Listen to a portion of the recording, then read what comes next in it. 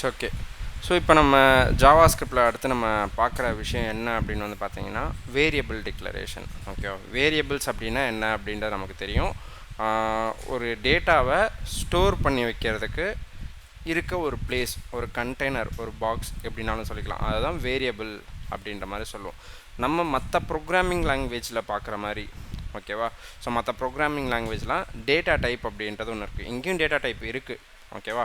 So நம்ம Java, dotnet, C sharp அந்த மாதிரி நம்ம பார்க்கும்போது ஒவ்வொரு வேரியபிள்குள்ளே ஸ்டோர் பண்ண போகிற டேட்டாவோட டைப்பை பொறுத்து அந்த வேரியபிளுக்கான கீவேர்டை நம்ம கொடுப்போம். கரெக்டாக. இப்போது இன்டிஜர் ஒரு நம்பர்ஸ் நீங்கள் கொடுக்குறீங்க அப்படின்றப்போ அதுக்கு இன்ட் அப்படின்ற ஒரு கீவேர்டு கொடுக்கணும் அப்படின்ற மாதிரி இருக்கும். ஒரு ஸ்ட்ரிங்கை கொடுக்க போகிறீங்கன்னா ஸ்ட்ரிங் அப்படின்றது இருக்கணும். அரே கொடுக்க போகிறீங்கன்னா அரே அப்படின்ற மாதிரி நீங்கள் டிஃபைன் பண்ண போகிற வேரியபிளுக்கு தகுந்த ஒரு கீவேர்டை, டிஃபைன் பண்ண போகிற டேட்டாக்கு தகுந்த ஒரு கீவேர்டை அந்த வேரியபிள் நேமுக்கு முன்னாடி நீங்கள் அட்டாச் பண்ணணும். ஸோ அந்த மாதிரி இருக்கும். இங்கே வந்து அந்த மாதிரி எந்த ஸ்பெசிஃபிக்கான கீவேர்ட்ஸும் கிடையாது. இந்த டேட்டா டைப்புக்கு இந்த கீவேர்டு, இந்த டேட்டா டைப்புக்கு இந்த கீவேர்டு அப்படின்ற மாதிரி எதுவுமே கிடையாது. இதில் ஒரு 3 கீவேர்டு இருக்குது. வேர், லெட்டு, கான்ஸ்டன்ட். ஓகேவா. ஸோ 3 கீவேர்டு வந்து இருக்குது. ஓகேவா. ஸோ இந்த 3 கீவேர்டை வந்து பார்த்திங்கன்னா நம்ம இந்த ஜாவா ஸ்கிரிப்டில் வந்து யூஸ் பண்ணுவோம். ஸோ ஃபர்ஸ்ட் இருந்தது இந்த வேர் மட்டும்தான். அதுக்கப்புறம் வந்த அப்டேட்டில் தான் ES6 அப்படின்ற மாதிரி சொல்லுவாங்க ஜாவா ஸ்கிரிப்டில். ஸோ இந்த லெட் அண்ட் தென் கான்ஸ்டன்ட் அப்படின்றது வந்துச்சு. எல்லாத்துக்குமே வெறும் வேர் அப்படின்றத யூஸ் பண்ணி மட்டுமே வேரியபிள் வந்து நமக்கு டிக்ளேர் பண்ணிட்டுருந்தாங்க. அதுக்கப்புறம் 2012 அண்ட் தென் 11 அந்த டைம் பீரியடில் தான் வந்து பார்த்திங்கன்னா லெட் அண்ட் கான்ஸ்டன்ட் அப்படின்றது வந்துச்சு. ஸோ இப்போது இந்த வேரை யூஸ் பண்ணி டிக்ளேர் பண்ணுறோம், ஒரு வேரியபிளை டிக்ளேர் பண்ணுறோம் அப்படின்னா அப்போது அதுக்கு என்ன அர்த்தம், லெட்டை யூஸ் பண்ணி பண்ணால் அதுக்கு என்ன அர்த்தம், கான்ஸ்டன்ட் யூஸ் பண்ணி பண்ணால் என்ன அர்த்தம் அப்படின்றத இப்போ ஒன் பை ஒன்னாக பார்க்கலாம். ஸோ நம்ம வந்து பார்த்திங்கன்னா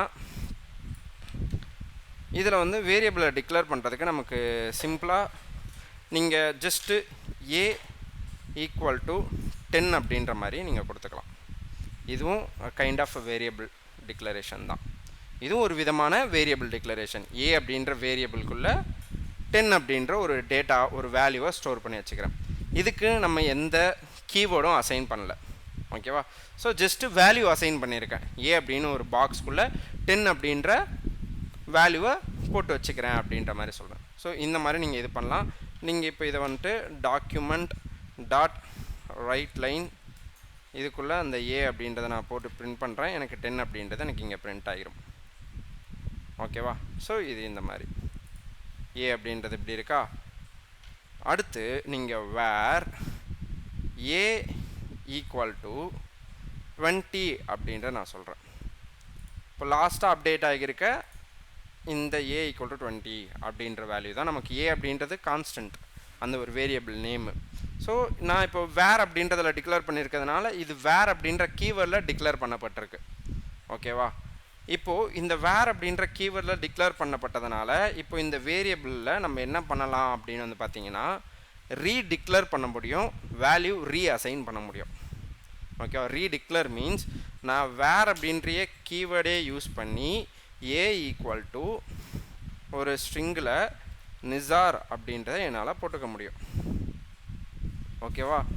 நான் ஒரு கீவேர்டை யூஸ் பண்ணி நான் வேல்யூ அசைன் பண்ணுறேன், அதாவது ஒரு வேரியபிளை புதுசாக நான் சொல்கிறேன் அப்படின்னா அதுக்கு பேர் ரீடிக்ளேர்.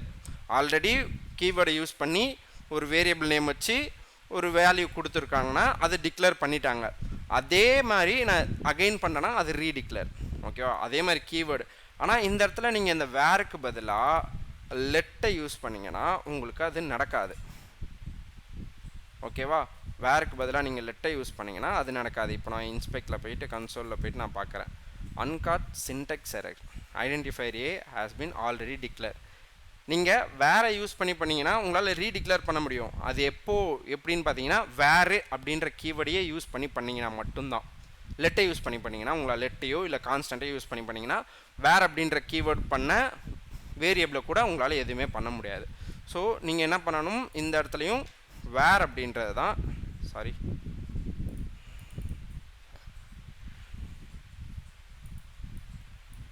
வேர் அப்படின்றது தான் நீங்கள் யூஸ் பண்ணணும், ஓகேவா. நீங்கள் இந்த மாதிரி பண்ணிக்கலாம். இப்போது இங்கே இருக்குல்ல இந்த விஷயத்தையே நான் பயன்படுத்தி ரீஅசைனும் பண்ணிக்க முடியும். ஏ ஈக்குவல் டு இப்போ 100 அப்படின்ற மாதிரி வச்சுறேன். ஸோ 100 வேல்யூவை மட்டும் சேஞ்ச் பண்ணுறேன், ரீஅசைன் வேல்யூ மட்டும் சேஞ்ச் பண்ணுறேன். இந்த மாதிரி உங்களால் என்ன பண்ண முடியும், வேறு யூஸ் பண்ணி பண்ணால் ரீடிக்ளேர் பண்ண முடியும், ரீஅசைனும் உங்களால் பண்ணிக்க முடியும். ஸோ வேர் அப்படின்ற கீவேர்டுக்கான மீனிங் இதுதான். ஸோ நான் அப்படியே இது பண்ணிக்கிறேன். அடுத்து லெட் அப்படின்றத யூஸ் பண்ணி நான் பண்ணுறேன். ஏ ஈக்குவல் டு 12.25 அப்படின்றத நான் சொல்கிறேன். ஓகேவா?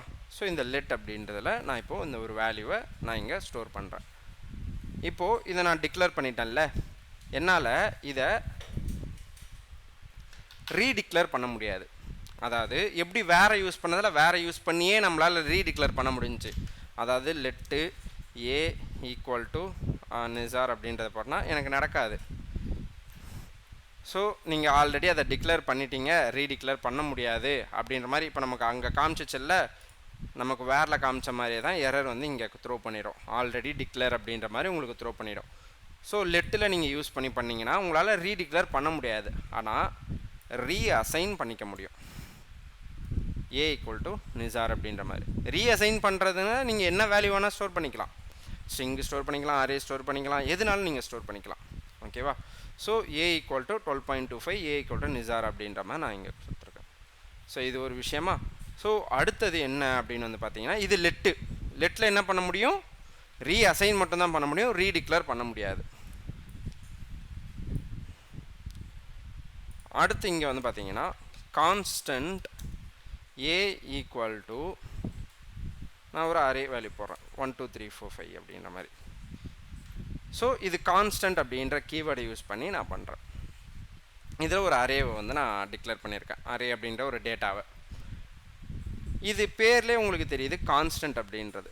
இப்போது இந்த இதில் உங்களால் ரீடிக்ளேரும் பண்ண முடியாது, ரீஅசைனும் பண்ண முடியாது. அதாவது கான்ஸ்டன்ட்டுன்ற கீவேர்டே கொடுத்து ஏ ஈக்குவல் டு ஸோ சம்திங் இந்த மாதிரி ஆப்ஜெக்டாவோ நீங்கள் வேல்யூ பாஸ் பண்ண முடியாது, இல்லை இந்த கான்ஸ்டன்ட் அப்படின்ற கீவேர்ட் இல்லாமலும் உங்களால் பண்ண முடியாது. என்ன பண்ணாலும் இப்போ வந்து இந்த இடத்துல எரர் த்ரோ பண்ணும். டிக்ளேர் பண்ணதுக்குன்னுச்சா இங்கே பாருங்கள், அன்காட் டைப் எரர், சின்டெக்ஸ் எரர் வந்துச்சு, இது type error. Assignment to constant variable, நீங்கள் கான்ஸ்டன்ட் வேரியபிளுக்கு வேல்யூ அசைன் பண்ண ட்ரை பண்ணுறீங்க அப்படின்ற மாதிரி உங்களுக்கு காமிச்சிரும். ஸோ இந்த மாதிரி இல்லை நம்ம இங்கே ஃபஸ்ட்டு இப்போ பண்ண மாதிரி கான்ஸ்டன்ட் நீங்கள் போட்டிங்கன்னா இப்போ சின்டெக்ஸ் எரர், ஆல்ரெடி அதை டிக்ளேர் பண்ணியாச்சு, நீங்கள் ரீடிக்ளேர் பண்ணுறீங்க அப்படின்ற மாதிரி நமக்கு கிடச்சிரும். ஓகேவா?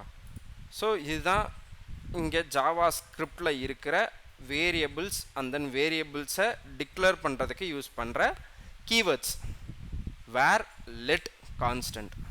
ஓகேவா?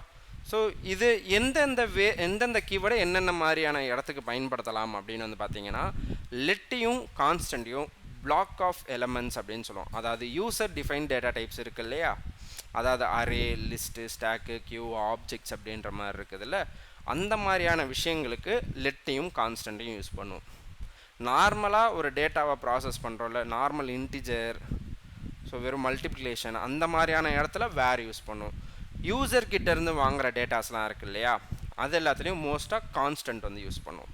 யூசர்கிட்டேருந்து வாங்குகிற டேட்டாஸ் அப்படின்னா user name, password, mobile number, mail ID அப்படின்றதெல்லாம் வாங்கி நம்ம ஃபார்மை வேலிடேட் பண்ணுவோம். அந்த மாதிரி இடத்துக்கு கான்ஸ்டன்ட் அப்படின்றத யூஸ் பண்ணுவோம். ஸோ இதுதான் வந்து பார்த்திங்கன்னா